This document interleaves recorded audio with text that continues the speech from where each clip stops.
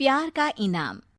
साक्षी की शादी तिवारी परिवार में 8 साल पहले हुई थी, लेकिन साक्षी के व्यवहार से उसके ससुराल वाले बहुत दुखी रहते थे। अरे साक्षी, जल्दी से खाना बना ले, अजय और पापा आते होंगे खाना खाने के लिए।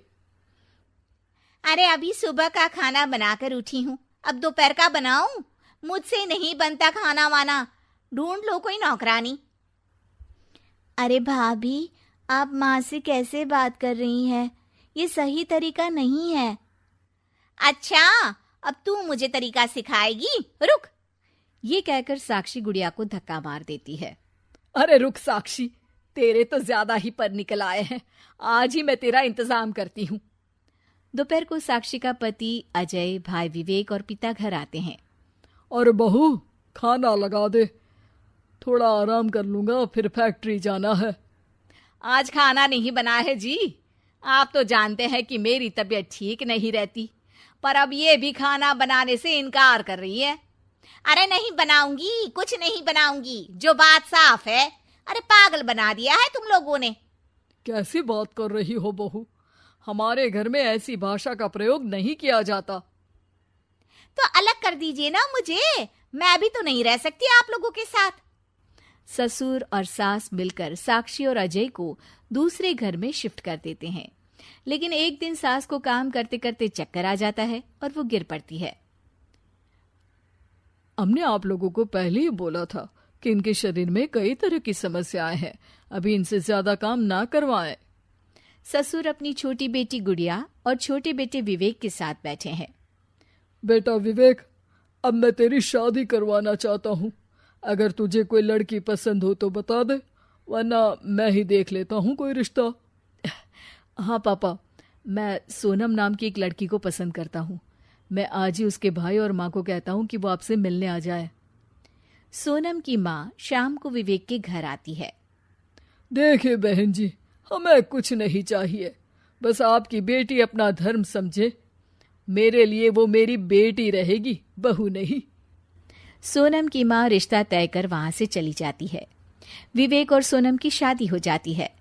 सोनम शादी से पहले तो आजाद ख्यालों की लड़की होती है, लेकिन शादी के बाद उसमें बड़ा बदलाव आ जाता है।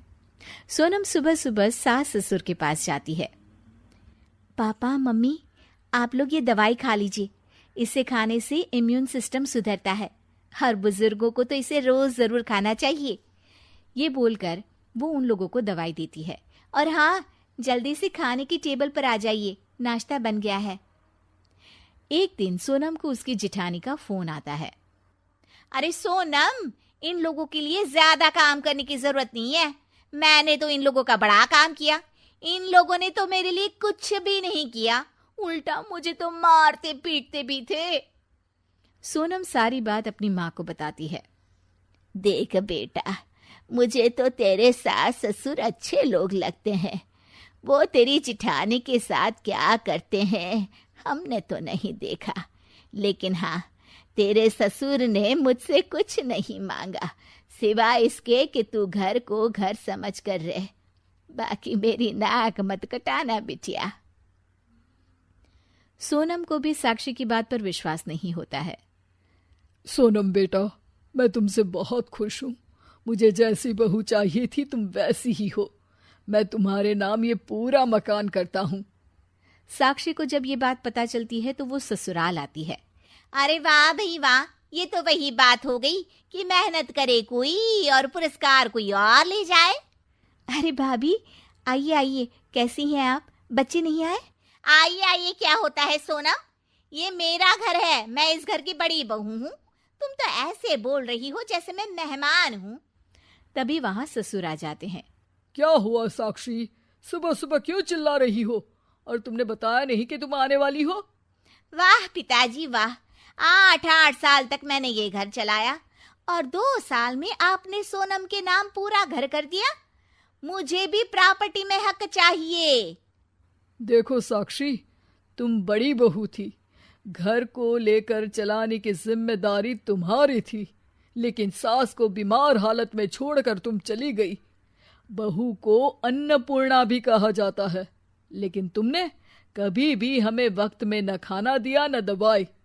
खैर, अब सोनम के रूप में हमें बेटी मिली है, इसकी इज्जत करना हमारा फर्ज है। रहा सवाल प्रॉपर्टी का, तो जिस घर में तुम रह रही हो ना, वही रखो। ये घर सोनम का इनाम है जो उसने जीता है हमारी बेटी बनकर। ये सुनकर साक्षी वहां से चली जाती है।